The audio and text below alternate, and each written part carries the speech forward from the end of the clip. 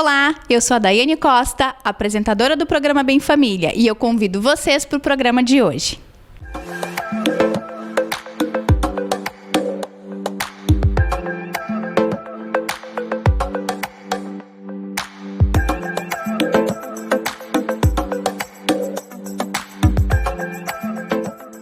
Olá pessoal, estamos com mais um Bem Família e hoje o nosso assunto é um assunto maravilhoso, muito importante para as mulheres. O nosso assunto de hoje é gestação e eu estou aqui com essas duas convidadas, a Nayete Baggio da Silva, ela é doula.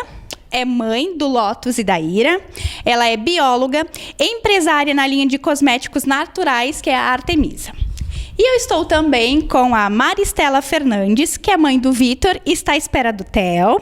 Ela é psicóloga clínica, atua na abordagem cognitiva comportamental. Ela é pós-graduanda em terapia sistêmica e é pesquisadora em prematuridade, em relações conjugais e é proprietária do espaço Acolher. Muito bem, então, meninas, um assunto muito emocionante, né, nessa questão das fases da mulher, né? E para começar, então, o assunto, eu vou conversar um pouquinho com a Mari, que é a nossa psicóloga. Mari, qual é a importância do apoio psicológico no pré-natal? Então, primeiramente, quero agradecer o convite de poder participar do teu programa, né? Um assunto muito relevante a todas as mulheres, não só a mim que me encontro gestante nesse momento. Então, a importância, né, do pré-natal psicológico, de ter esse apoio psicológico, né, durante esse período é de extrema importância, né? Até porque o período de gestação é um período que envolve muitas mudanças na vida da mulher. Não só mudanças físicas, né, corporais, mas também mudanças sociais, né, mudanças na família, porque se agrega em novas configurações familiares, né, indiferente de ser a chegada do primeiro filho ou, né, na segunda, terceira gestação. E também todo o aspecto psicológico, né, onde a mulher vivencia diversas emoções. Desde a alegria, né, quando sabe ali o diagnóstico da gestação, quanto também muitos temores, muita ansiedade. Então, eu vejo como de extrema importância. Até porque é uma mudança, né, na vida não só da mulher, mas acho que do casal em si, né? Sim. Porque é ótimo, claro, filhos, né? Mas sempre tem, acho que principalmente quando é a primeira gestação, né? Se cria várias dúvidas em relação, né? Bom, Nayete, então agora falando um pouquinho sobre a doula. O que é uma doula? Então, obrigada também por ter nos convidado e para a gente poder falar sobre a doula, que ainda é um assunto e um tema que é pouco abordado e que poucas pessoas sabem da existência de uma doula, né? O que é a doula? A doula é a pessoa que vai estar dando assistência emocional e cuidando da mulher, porque a gestante hoje em dia, dentro dos trabalhos comuns de parto e da assistência que é feita, ela perdeu o seu protagonismo, né? Ela acaba muitas vezes sendo indicada o que tem que fazer e etc.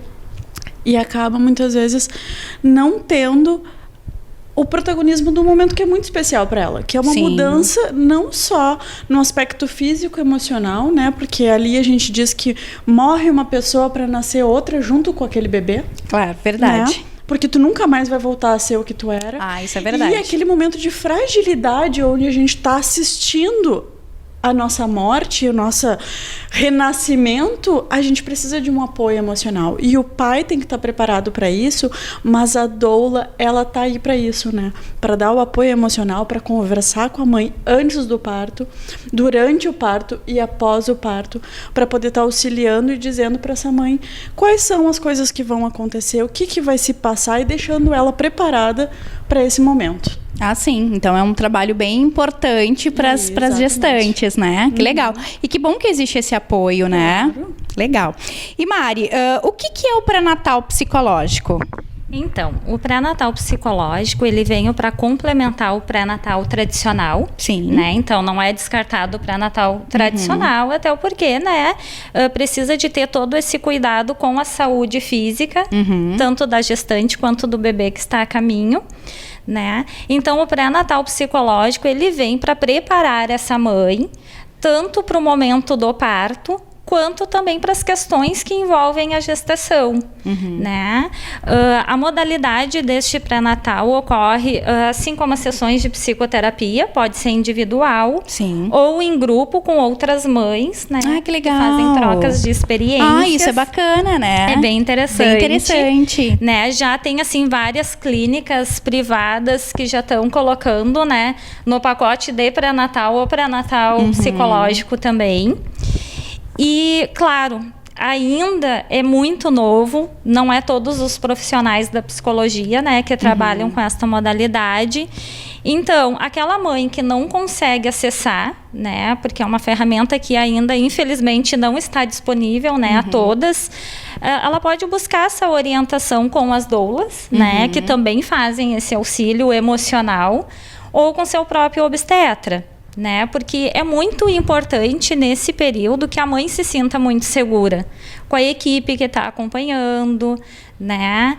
E o pré-natal, ele vem também para tirar muitos mitos, porque a mulher, ela tem muitas vezes, e ainda se tem esse mito, de que a gestação, ela vem como forma de sanar com todas as tuas crises existenciais, né? Sim, que a chegada do filho vai te tirar de todos os sintomas de depressão, ou que possam substituir algumas perdas significativas que tu teve na vida. Sim.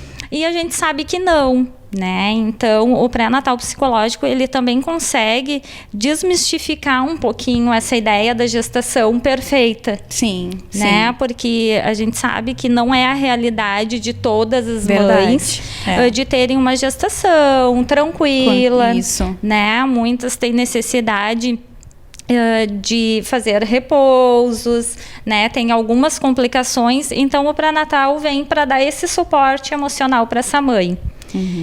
Ele também ocorre com a família, né? Com a rede de apoio da gestante.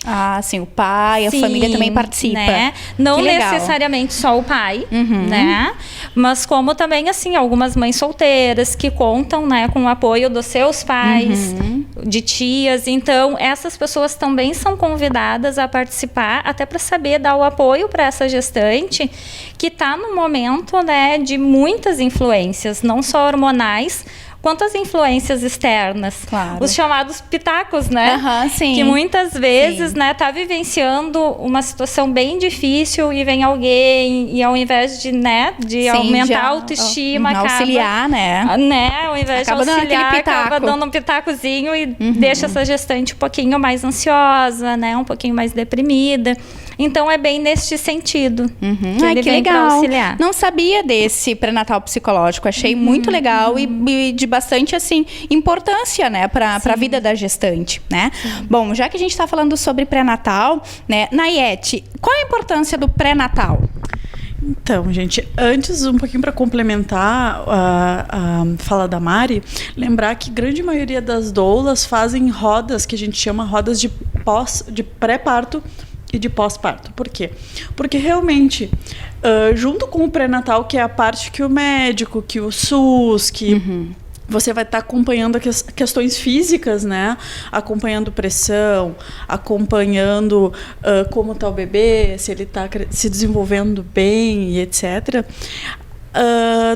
Já se sabe, hoje em dia, com a humanização do parto, com toda essa tendência que se tem a olhar para o aspecto emocional desse momento, se sabe que muitas vezes, e tem aquela frase que é batida, mas faz muito sentido, que a gente precisa de uma aldeia para criar uma criança.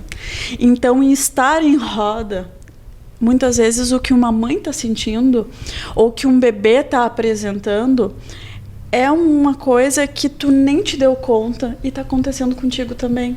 Então, estar em roda e falar sobre essas questões, esses sentimentos, né, no pré-natal psicológico ou, né, em rodas de pré e pós-parto, vai sempre trazer benefícios para para esse vínculo mamãe-bebê, vínculo gestação, vínculo papai, porque o papai fica muito fora, principalmente em primeiro caso, verdade, né, primeiro filho. Verdade. Não entende o que é ser até o nascimento, né? É uma coisa muito distante para eles, né? Verdade. Então é isso. Então o pré-natal, ele é a questão física extremamente importante para a gente entender como é que tá o desenvolvimento do bebê, as questões hormonais, a mãe, né, passa por várias fases, então biologicamente tem muitas mudanças corporais, hormonais. A gente às vezes precisa suplementar algumas coisas, porque realmente o desenvolvimento de um novo ser exige muito do corpo da mulher. E lembrando que esse pré-natal, ele precisa ser bem feito, ter um bom acompanhamento, e a doula pode estar ajudando no pré-natal, no sentido de que se a mulher às vezes tem algumas dúvidas que o obstetra não consegue de imediato dar uma resposta, ou às vezes dá uma resposta de imediato, mas uma resposta clínica, uma resposta mais formal, né? Então a doula, estando acompanhando esse pré-natal junto com a mulher, pode muitas vezes acessar essa questão emocional, essa dúvida, que ela tem um fundo muito mais emocional do que físico. Sim. Então essa é a importância, né, de ter uma doula, e do pré-natal, obviamente, físico, todo mundo tem que fazer. E o pré-natal, ele vai ser determinante para também depois decidir qual vai ser a sua via de parto. Sim, né? sim. Que daí, a partir do pré-natal, dá para se dizer se realmente existe uma indicação de cesárea ou não. Se aquela pessoa tem condições, né, de ter um parto normal, natural, se precisa de um acompanhamento num hospital, se tem condições de ter um parto domiciliar. Tudo isso é necessário um pré-natal, mas também existe formas da gente estar verificando e tem alguns cuidados, assim, né, como doula, de às vezes não tem tantas intervenções no pré-natal para não se criar mais traumas e mais medos, né? Sim. Então, né? assim, numa fase tão importante, isso, né? Muitas vezes aquele excesso de toque, ou excesso de informação, ou excesso de ver o bebê o tempo todo lá fazendo uma ecografia, acaba gerando aquela coisa, eu preciso ver o bebê para ver se ele tá bem. Por que você não escuta o seu bebê? Né? Tu mexe nele, conversa, né? Então talvez gere essa ansiedade, né? Sim, sem dúvida. Então sem dúvida. Isso. Atrapalha, né? Nesse sentido, essa ansiedade, eu preciso ver logo, eu preciso fazer de novo, eu preciso ir fazer um exame, não sei o quê.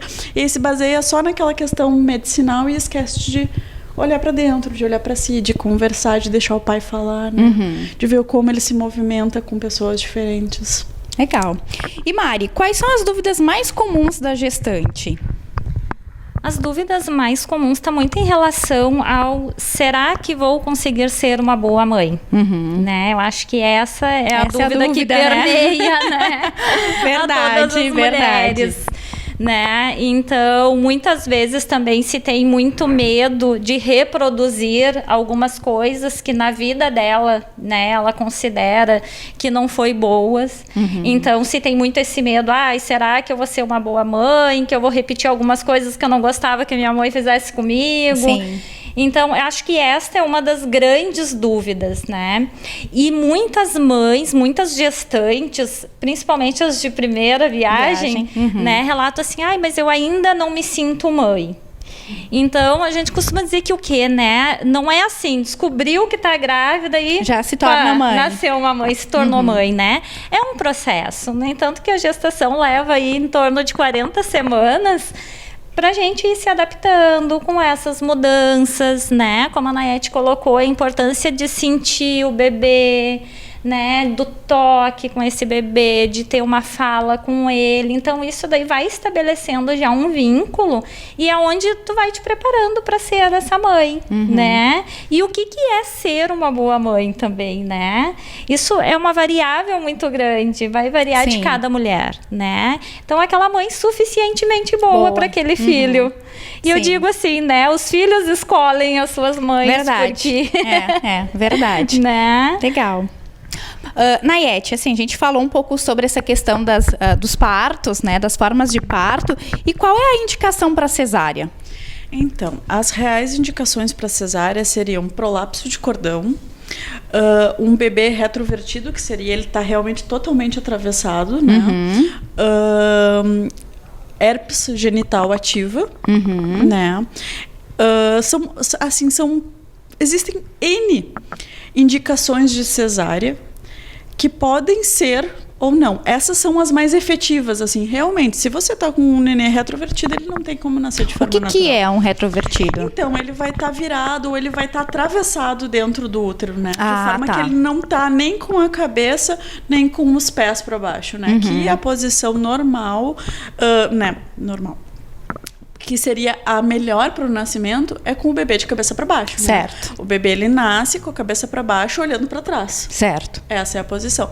Mas às vezes o bebê gira ou ele não ficou bem encaixado. Então essa é uma indicação de cesárea.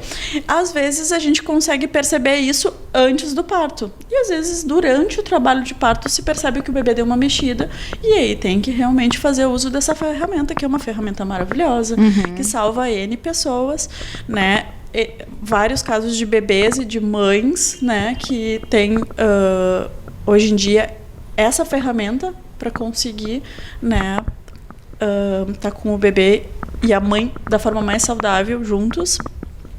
Mas existem várias indicações também, como o bebê muito grande, como bacia pequena, que são coisas que a gente tem que ver com mais cuidado para ver se realmente é isso, né?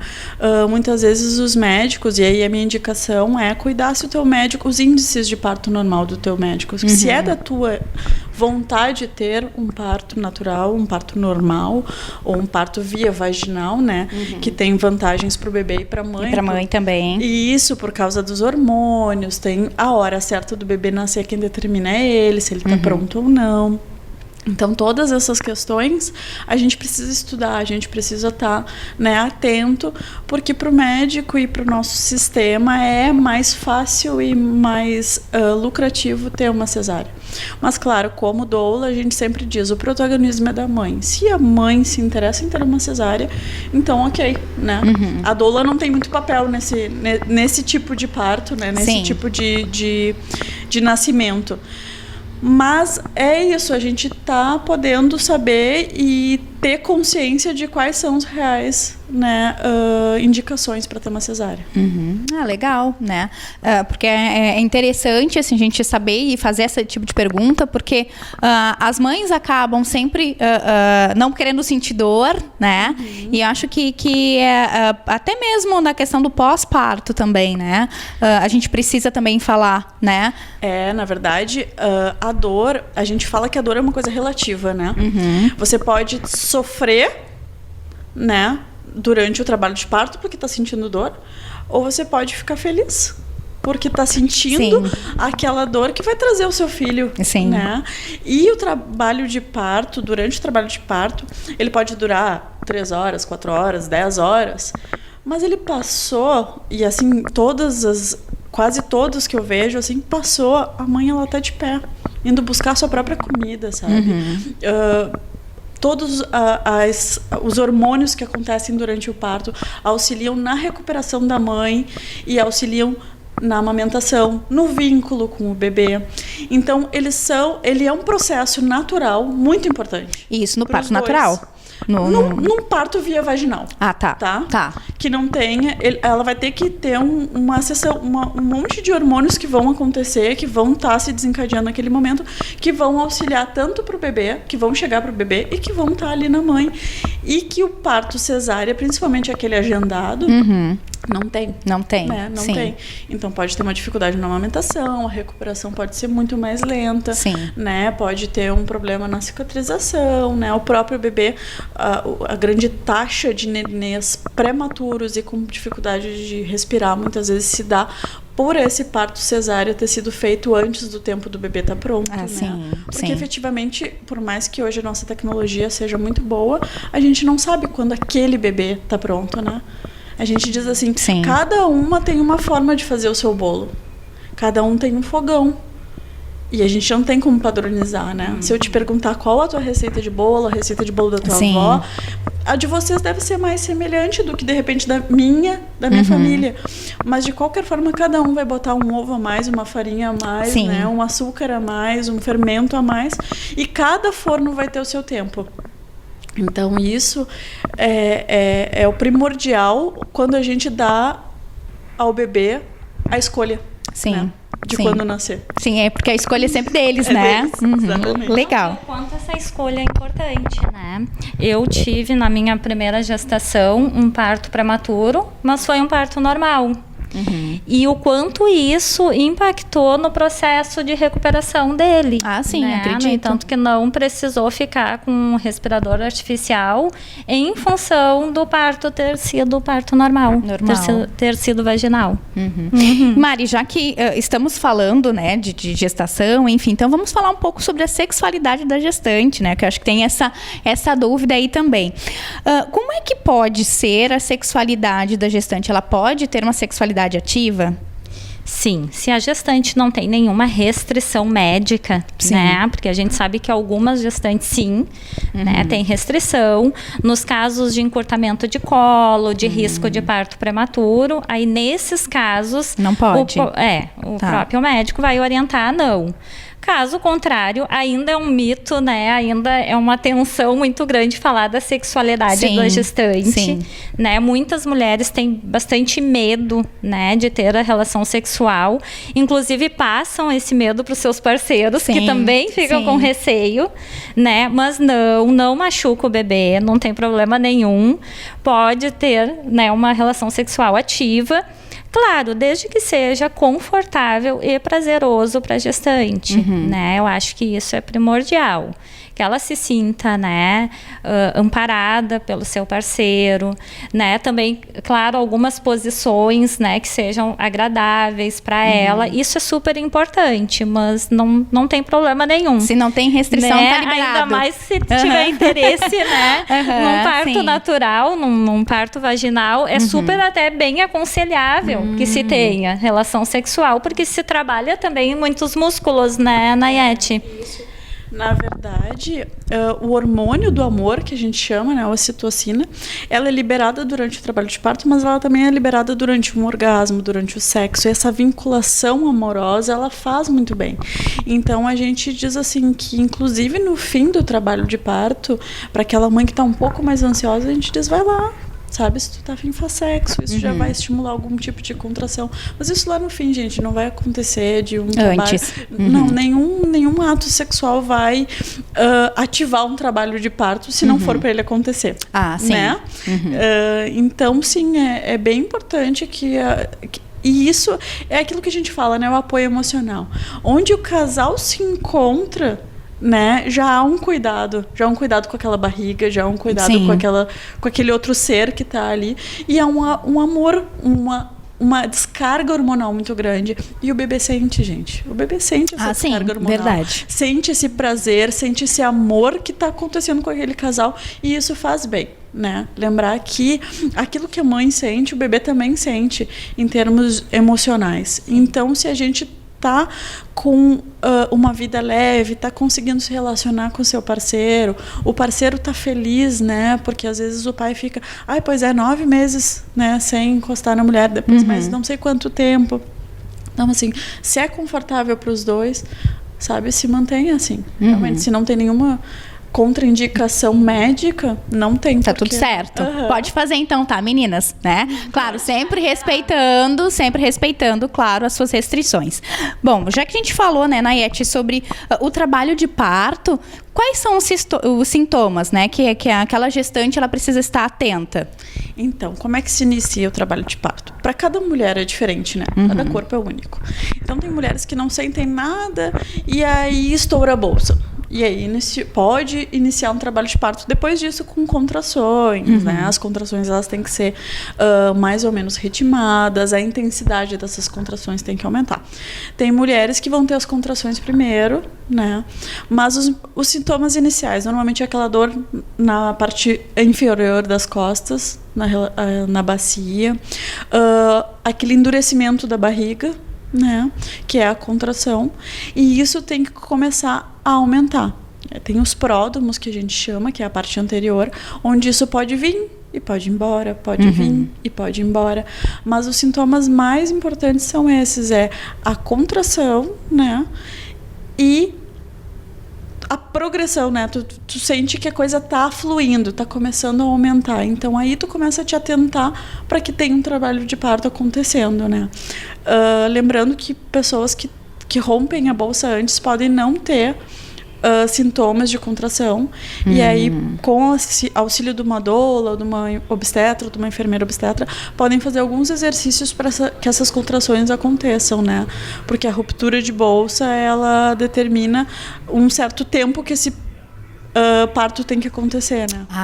Então, assim, se diz em torno de 24 horas, né, de bolsa rota.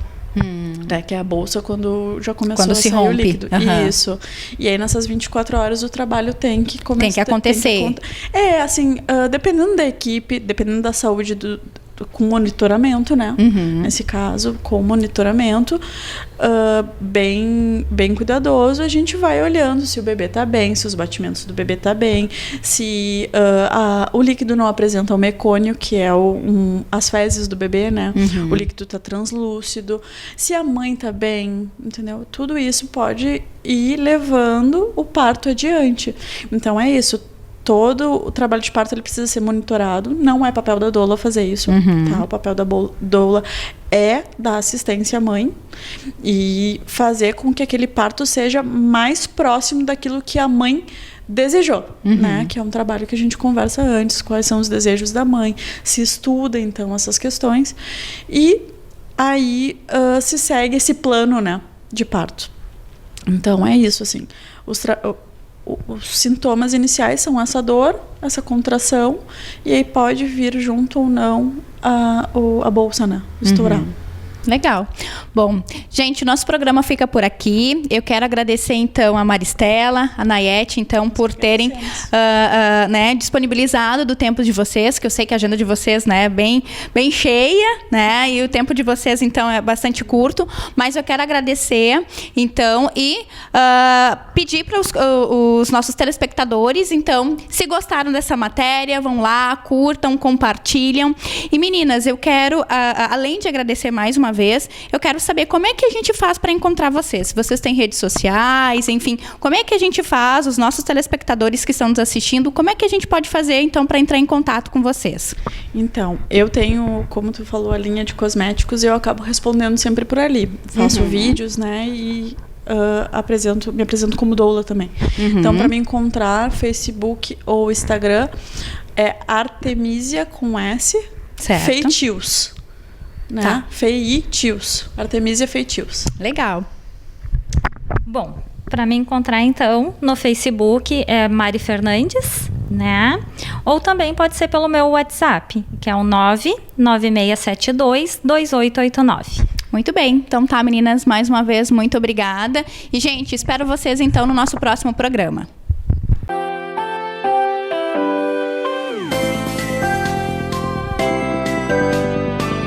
A consulta médica está cara e os exames também? Então venha conhecer a Pronticlin Clínica Médica Popular, onde você encontra saúde de excelência com preço popular. Contamos com 3 consultórios equipados com o que existe de mais moderno para atender a sua saúde e de sua família, além de diversas especialidades médicas e ainda posto de coleta de exames laboratoriais. Possuímos uma rede de parceiros, dentre eles farmácias, odontologia, exames de imagem com descontos que valem a pena.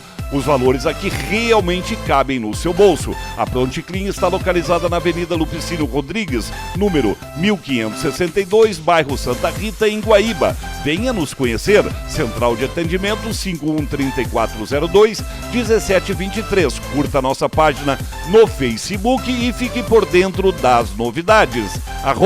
@Pronticlin.saúde.